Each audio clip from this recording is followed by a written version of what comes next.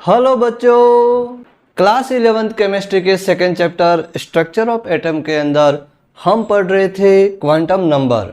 और चार प्रकार के क्वांटम नंबर हमने पढ़ लिए थे। पहला हमारा था प्रिंसिपल क्वांटम नंबर, दूसरा हमारा था एजीमुथल क्वांटम नंबर, थर्ड हमारा था मैग्नेटिक क्वांटम नंबर और फोर्थ हमारा था स्पिन क्वांटम नंबर। चारों क्वांटम नंबर है ना, एन, एल, एम और एस है ना। चारों की वैल्यू क्या क्या होती है उसके बारे में डिटेल से हम पढ़ चुके हैं। आज इस वीडियो के अंदर हम ये पढ़ने वाले हैं कि जो हमारे चारों क्वांटम नंबर हैं उससे रिलेटेड जो हमारी प्रॉब्लम है, जो हमारी एक्सरसाइज है, जो हमारे एमसीक्यूज हैं, उसको किस तरीके से हम सॉल्व करेंगे उसके बारे में हम डिटेल से पढ़ने वाले हैं, है ना। जैसे यहाँ पर मैंने आपके सामने 3 क्वेश्चन लिखे हुए हैं। पहला और दूसरा हमारी दोनों प्रॉब्लम है, प्रॉब्लम 2.17 और सेकंड हमारी है प्रॉब्लम 2.18। और उसी के साथ में एक मैंने यहाँ पर लिया है एक्सरसाइज 2.30 है ना। ये 2 प्रॉब्लम और एक एक्सरसाइज ये मैं आपके सामने सॉल्व करने वाला हूँ। यदि ये आपको बहुत ही इजी है ना, बहुत ही सिंपल है, आसान है, यदि आपको समझ में आ जाती है और इसका आंसर आप दे पाते हो, मतलब आपका क्वांटम नंबर का जो टॉपिक है वो 100% आपका क्लियर हो जाएगा, है ना। तो बिल्कुल शुरू करने से पहले आप इसका स्क्रीनशॉट ले लें।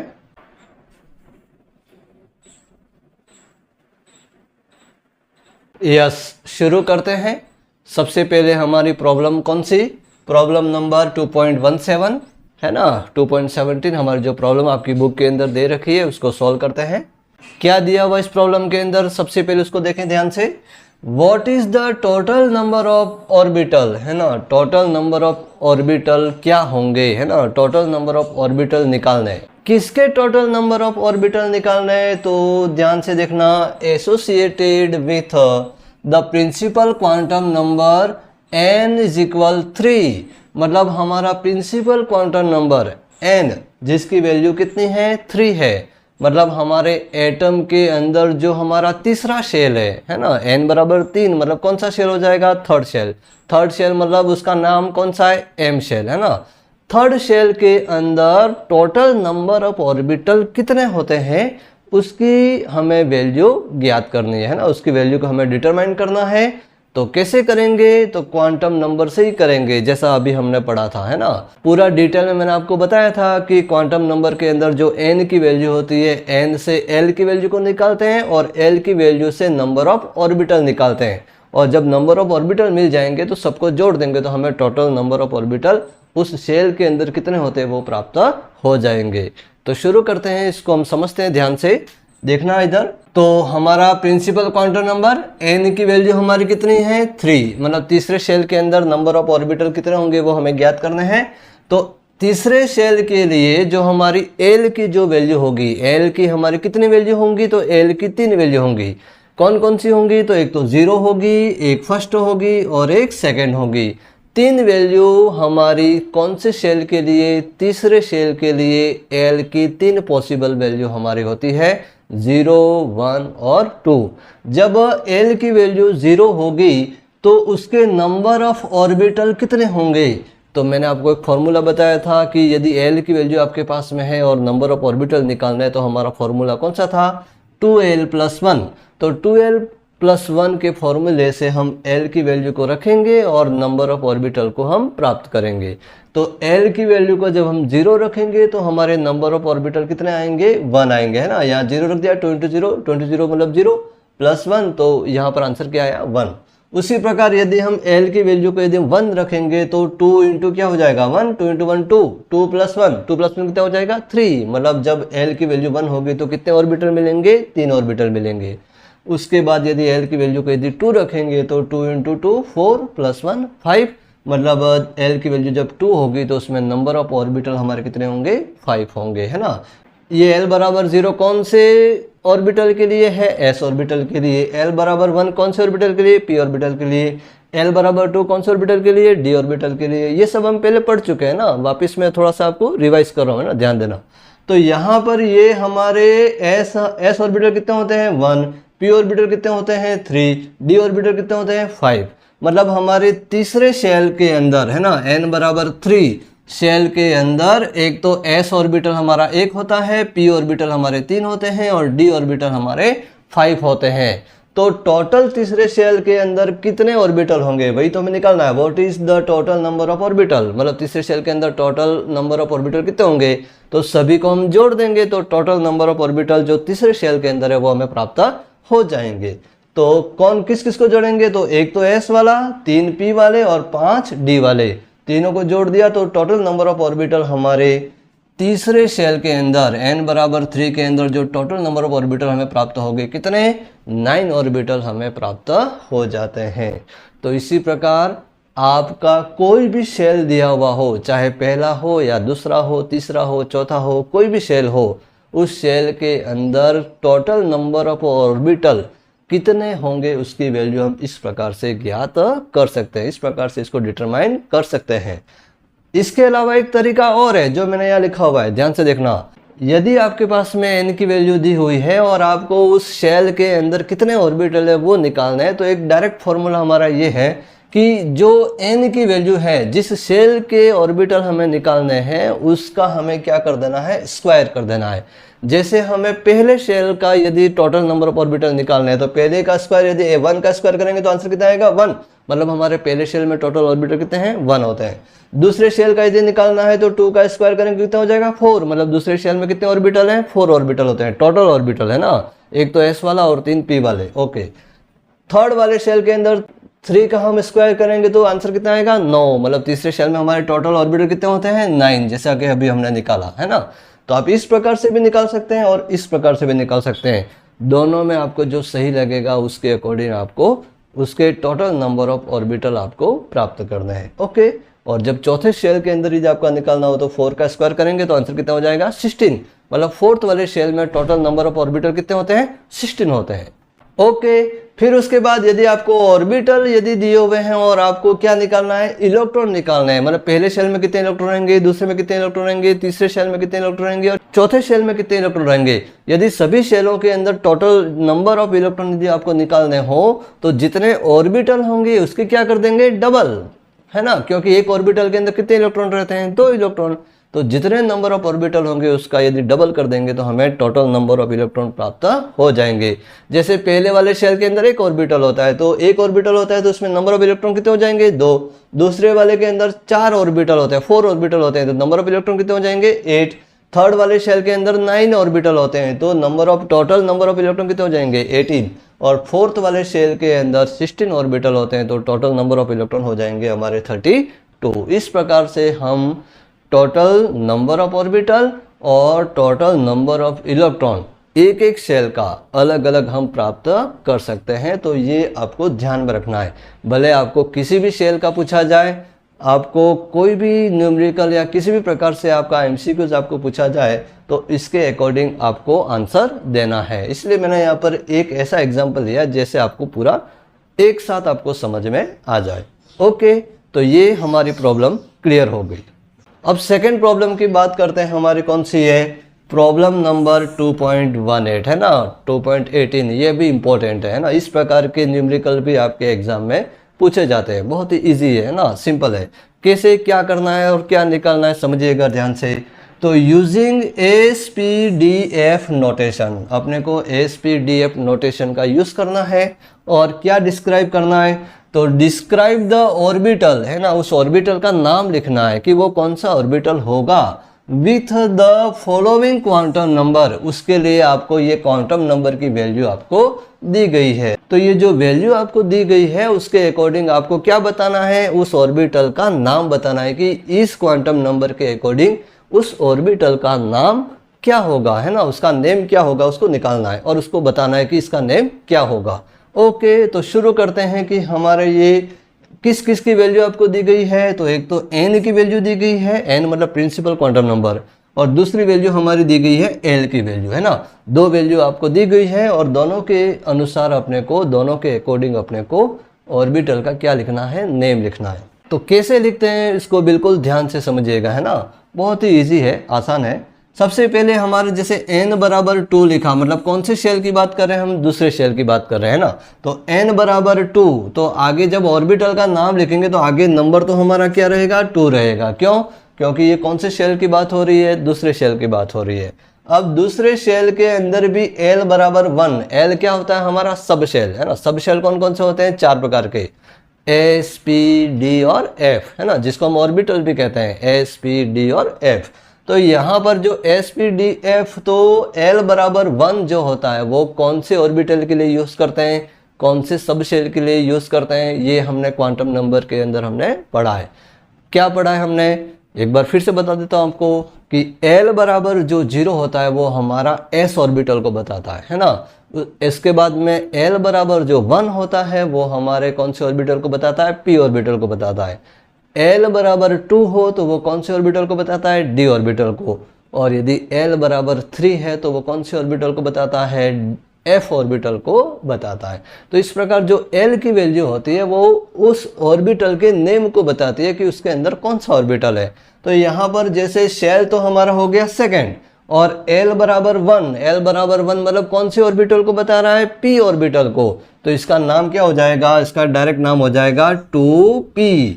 मतलब ये कौन से ऑर्बिटल का नाम हो गया, ये जो वैल्यू कौन से ऑर्बिटल को बता रही है, तो ये जो वैल्यू वो हमारे कौन से ऑर्बिटल को, 2P ऑर्बिटल को बता रही है। ओके, तो एक मैंने बता दिया, बाकी तो बहुत इजी है, आप आसानी से निकाल दोगे है ना। जैसे हमारा सेकंड वाला कौन सा है, n बराबर 4, तो ये तो हो जाएगा 4 है ना, n की वैल्यू तो हो गई 4। आगे जो नंबर है वो किसकी वैल्यू होती है, n की वैल्यू होती है। ये मैंने उस समय भी बताया था जब हमने क्वांटम नंबर पढ़ा था उस समय। ओके, तो n बराबर 4 तो हो गया 4। अब उसके अंदर चौथे शेल के अंदर कौन से ऑर्बिटल की बात हो रही है, कौन से सब शेल की बात हो रही है, तो L बराबर 0। तो L बराबर 0 कौन से ऑर्बिटल के लिए होता है, S ऑर्बिटल के लिए। तो इसका नाम हो जाएगा 4s। क्लियर। तो ये हमने हमारा जो सेकंड B वाला जो था उसका भी ऑर्बिटल का नाम हमने लिख दिया, कौन सा ऑर्बिटल, 4s ऑर्बिटल। उसके बाद हम चलते हैं थर्ड वाले में, C के अंदर। C के अंदर n बराबर क्या है, 5, मतलब हमारे कौन से शेल की बात हो रही है, फिफ्थ वाले शेल की बात हो रही है ना, 5वें शेल की बात हो रही है। उसके अंदर L की वैल्यू कितनी है, L की वैल्यू 3 है, मतलब कौन सी ऑर्बिटल की बात हो रही है, 3 किसके लिए आ रहा है, L की वैल्यू जब 3 होती है तो कौन से ऑर्बिटल, कौन से सब शेल की बात होती है, तो वो हमारा सब शेल होता है F है ना। F के लिए L की वैल्यू कितनी होती है, 3 होती है। तो ये हो जाएगा हमारा 5F ऑर्बिटल, इसका नेम हो जाएगा, ये जो वैल्यू दी हुई है उसके अकॉर्डिंग। और लास्ट D वाले के अंदर आप देखिए ध्यान से, n बराबर 3 मतलब तीसरे शेल के अंदर, और L बराबर 2 मतलब कौन सी ऑर्बिटल की बात हो रही है, 2 किसके लिए आता है, D के लिए। तो ये हो जाएगा हमारा 3D। तो ये हमारे हो गए ये 4 जो क्वांटम नंबर की वैल्यू आपको दी थी, और चारों क्वांटम नंबर की वैल्यू के आधार पर हमने क्या लिखे, उसके ऑर्बिटल के नाम। तो ये भी बहुत ही आसान सी आपकी प्रॉब्लम थी जिसको हमने सॉल्व किया। इस प्रकार की प्रॉब्लम भी आपके एग्जाम में पूछी जाती है, आपको ध्यान में रखनी है। ओके, तो ये प्रॉब्लम हमारी कंप्लीट होगी। नेक्स्ट हम बात करते हैं हमारी एक्सरसाइज 2.30 है ना, 2.30 जो एक्सरसाइज आपकी जो बुक है उसके अंदर जो पीछे जो एक्सरसाइज दी हुई है उसमें ये 2.30 वाली जो एक्सरसाइज है वो मैंने यहाँ पर ली है ना। अब उस एक्सरसाइज के अंदर क्या दिया हुआ है, बहुत ही इंपॉर्टेंट एक्सरसाइज है ना, इसको बिल्कुल ध्यान से समझना है, क्योंकि इसी के अकॉर्डिंग आपके बहुत सारे जो MCQs जो बनते हैं वो इस एक्सरसाइज से आपके सॉल्व होंगे है ना। तो इसलिए आप बिल्कुल ध्यान से देखें कि इसको कैसे सॉल्व करना है और इसमें क्या बताना है। ओके, तो शुरू करते हैं हमारी एक्सरसाइज। एक्सप्लेन गिविंग रीजन है ना, सबसे पहले हमें एक्सप्लेन करना है। किसको एक्सप्लेन करना है, तो गिविंग रीजन मतलब रीजन देते हुए हमें उसको एक्सप्लेन करना है। किसको एक्सप्लेन करना है, तो which of the following sets, ये जो सेट दिए हुए हैं है ना, ये A B C D E और F है ना, ये आपके सामने टोटल 6 है ना, 6 सेट आपको दिए हुए हैं। और ये जो सेट दिए हुए हैं इसमें चारों क्वांटम नंबर की वैल्यू दी है। जैसे ये n बराबर 0 प्रिंसिपल क्वांटम नंबर, ये हमारा एजीमुथल क्वांटम नंबर L की वैल्यू, ये हमारा मैग्नेटिक क्वांटम नंबर ML है ना, ML लिखा है ना, तो मैग्नेटिक क्वांटम नंबर की वैल्यू है। और उसके बाद यहाँ लिखा है MS, मतलब ये कौन से quantum number, spin quantum number की वैल्यू। तो चारों क्वांटम नंबर की वैल्यू आपको एक साथ दी हुई है। तो जब चारों की वैल्यू एक साथ दी हुई है तो ये अपने कोई सेट के अंदर क्या बताना है, तो which of the following set of quantum number, जो क्वांटम नंबर का ये जो सेट दिया हुआ है, आर नॉट पॉसिबल, मतलब ऐसे कौन से क्वांटम नंबर का सेट है जो पॉसिबल नहीं है, मतलब सही नहीं है ना, गलत लिखा हुआ है। तो वो वाले सेट कौन कौन से उसको हमें ढूंढना है ना, कि कौन कौन से सेट जो है वो पॉसिबल होते नहीं है, मतलब गलत लिखे हुए हैं। तो वो गलत कौन कौन से हैं, रॉन्ग कौन कौन से हैं, वो रॉन्ग वाले जो हमारे सेट जो हैं उसको हमें ढूंढना है।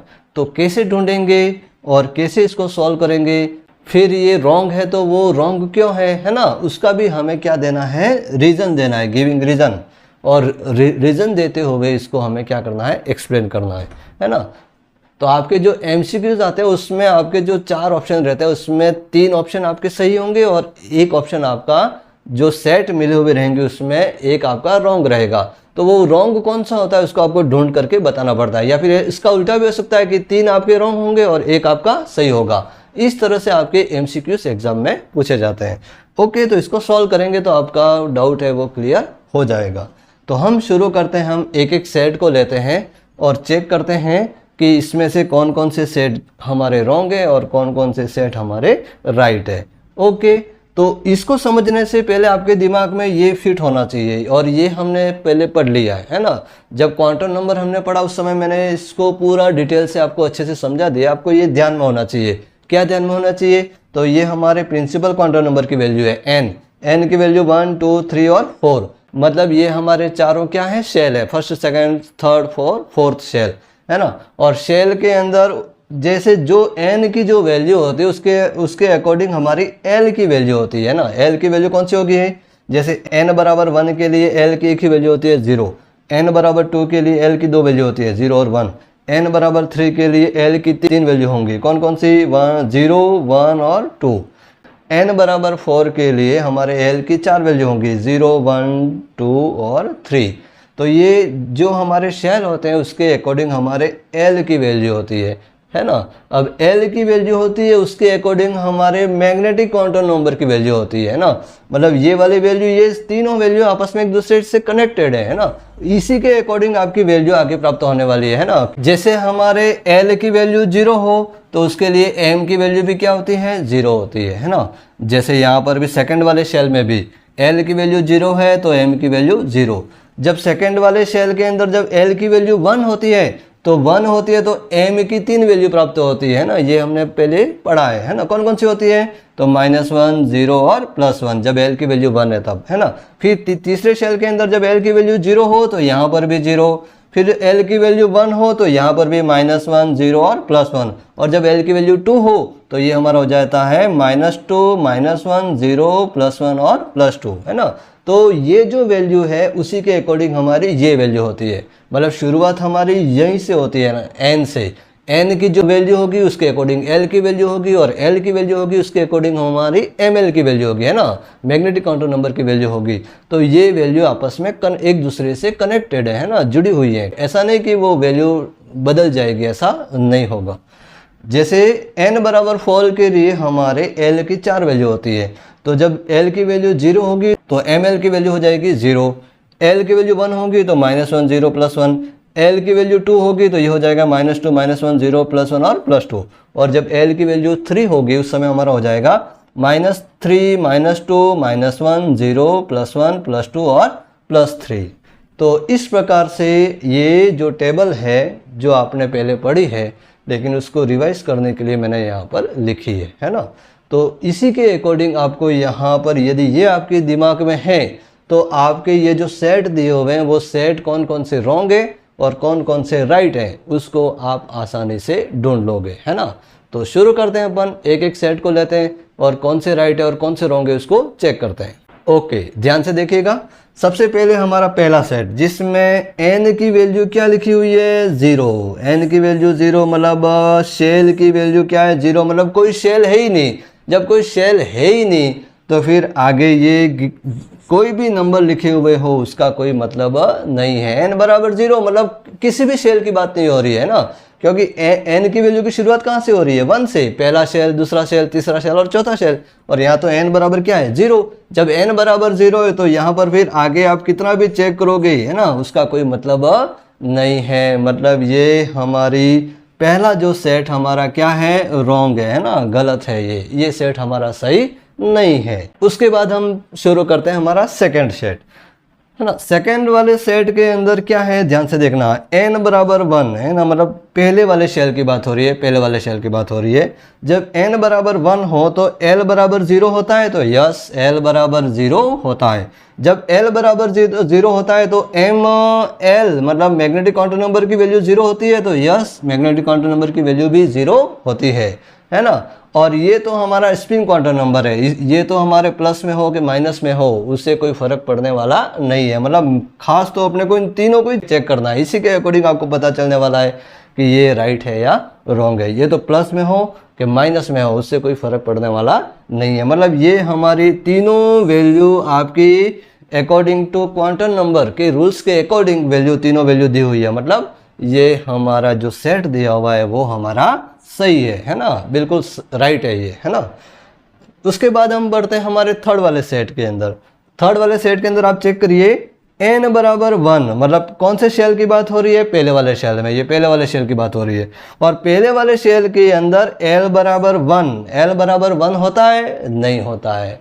पहले वाले शेल में l बराबर क्या होता है, 0 ही होता है, l बराबर 1 तो होता ही नहीं है। मतलब ये वाली वैल्यू हमारी क्या लिखी है, ये वाली वैल्यू हमारी सही नहीं है। जब ये वाली वैल्यू सही नहीं है तो हमारा ये पूरा सेट हमारा क्या है, रॉन्ग है ना। ये सेट हमारा सही नहीं है ना। तो आपको समझ में आ गया होगा, है ना। ये 3 सेट मैंने सॉल्व किया तो आपको पता चल गया होगा कि कौन सा सेट सही है और कौन सा सेट रॉन्ग है ना।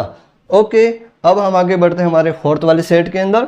फोर्थ वाले सेट के अंदर n बराबर 2 है ना, n बराबर 2 मतलब कौन से शेल की बात हो रही है, सेकंड वाले शेल में। अब सेकंड वाले शेल के अंदर l इज इक्वल 1, मतलब सेकंड वाले शेल में l बराबर 1 होता है, तो यस सेकंड वाले शेल के अंदर l की वैल्यू 1 होती है, कोई प्रॉब्लम नहीं है। यस, जब l की वैल्यू यहाँ पर 1 है तो यहाँ पर ml की वैल्यू को चेक करना है हमें कि ml की वैल्यू यहाँ पर 0 लिखी हुई है, मतलब l बराबर 1 में 0 होता है, तो यस l बराबर ये 1, l बराबर 1 के अंदर ये 3 वैल्यू है ना, -1, 0 और +1, मतलब उसमें 0 है, तो यस इसमें 0 है। मतलब ये भी सही है, ये भी सही है, ये भी सही है, तीनों की वैल्यू हमारी सही है, तो और ये तो सही है। ओके, तो ये हमारा पूरा जो सेट है वो क्या है, राइट है ना, सही है, ये पूरा सेट बिल्कुल सही है। यहाँ पर 0 की जगह जैसे +1 या -1 भी होता तो भी हमारी ये सेट पूरा क्या होता, सही होता। क्यों? क्योंकि l बराबर 1 के अंदर ये तीनों में से कोई भी वैल्यू आपकी लिखी हुई रह सकती है। ओके, आगे बढ़ते हैं। हमारा ई वाला जो सेट है उसके अंदर हम देखते हैं कि ये कौन से शेल की बात कर रहा है, n बराबर 3, तो ये n बराबर 3 वाले शेल की बात हो रही है। उसके अंदर l बराबर 3 है ना, l की वैल्यू 3 होती है क्या, नहीं, l की वैल्यू 3 नहीं होती है, l की वैल्यू हमारी होती है 0, 1 और 2, 3 वैल्यू होती नहीं है। मतलब ये l की वैल्यू यहाँ सही लिखी हुई नहीं है। जब l की वैल्यू सही लिखी हुई नहीं है तो आगे हमें कुछ भी देखने की आवश्यकता नहीं है, ये हमारा सेट क्या है, रॉन्ग है ना, ये हमारा सेट सही नहीं है। ओके, उसके बाद हम बात करते हैं आगे नेक्स्ट, n बराबर 3 है ना, मतलब ये भी हमारे तीसरे शेल की बात हो रही है। n बराबर 3 के अंदर l बराबर 1, यस n बराबर 3 के अंदर l बराबर 1 होता है, यस ओके होता है, कोई दिक्कत नहीं है। फिर उसके अंदर ml बराबर 0 है ना, मैग्नेटिक क्वांटम नंबर की वैल्यू यस 0 होती है, तो यस इसमें 0 होती है, ये बीच में 0। ओके, और साथ में ms की वैल्यू +1/2, ओके कोई दिक्कत नहीं है, तो ये भी वैल्यू सही है, ये भी सही है, ये भी सही है, मतलब ये हमारा पूरा सेट सही है। तो ये इस प्रकार से ये जो वैल्यू जो आपस में बिल्कुल फिक्स है, ये वैल्यू हमारी कभी बदलती नहीं है। इस वैल्यू के आधार पर कौन सा सेट हमारा सही है और कौन सा सेट हमारा सही नहीं है, इसको आपको चेक करने या उसको निकालने आपको आना चाहिए, है ना, उसको एक्सप्लेन करने आपको आना चाहिए, तो ही आपके ये वाली जो प्रॉब्लम है या ये वाली जो एक्सरसाइज है वो आपकी सॉल्व होने वाली है। ओके, तो आशा करता हूँ आपको समझ में आया होगा। इससे रिलेटेड आपके कोई भी डाउट हो तो आप मेरे को कमेंट करके ज़रूर बताएं, और वीडियो अच्छा लगा हो तो उसे लाइक और शेयर करें, और हमारे चैनल को सब्सक्राइब ज़रूर करें। मिलते हैं नेक्स्ट वीडियो में। नेक्स्ट वीडियो के अंदर हम ये पढ़ने वाले हैं कि हमारे जो s orbital, p orbital, d orbital और f ऑर्बिटल, ये जो 4 प्रकार के जो ऑर्बिटल होते हैं उनका स्ट्रक्चर है ना, वो ऑर्बिटल किस प्रकार से उनका एटम के अंदर उनका स्ट्रक्चर होता है उसके बारे में हम डिटेल से पढ़ने वाले हैं। तो मिलते हैं नेक्स्ट वीडियो में, तब तक के लिए जय हिंद, वंदे मातरम।